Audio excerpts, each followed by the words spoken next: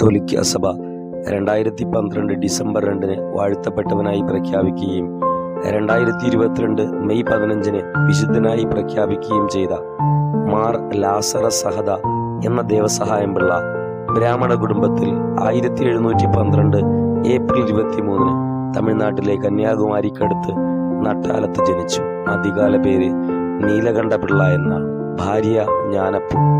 ഡച്ചുകാരനായ ഡിലനോയുമായി കണ്ടുമുട്ടുകയും ക്രിസ്തുമതത്തിൽ ആകർഷനായി 1945 മെയ് 17 സ്നാനമേൽക്കുകയും മതപരിവർത്തനം നടത്തിയതിൻ്റെ പേരിൽ രാജാവ് വധശിക്ഷയ്ക്ക് വിധിക്കുകയും എരുമപ്പുറത്തിരുത്തി അധിക്ഷേപിക്കുകയും തീയിലെറിയുകയും വിഷപ്പാമ്പിനെ ഉപയോഗിക്കുകയും അടിക്കുകയും അവസാനം 1752 ജനുവരി 14 39ാമത്തെ വയസ്സിൽ ആലുവായി മൊഴി കാറ്റാടി മലയിൽ അദ്ദേഹത്തെ വെടിവെച്ച് കൊല്ലുകയും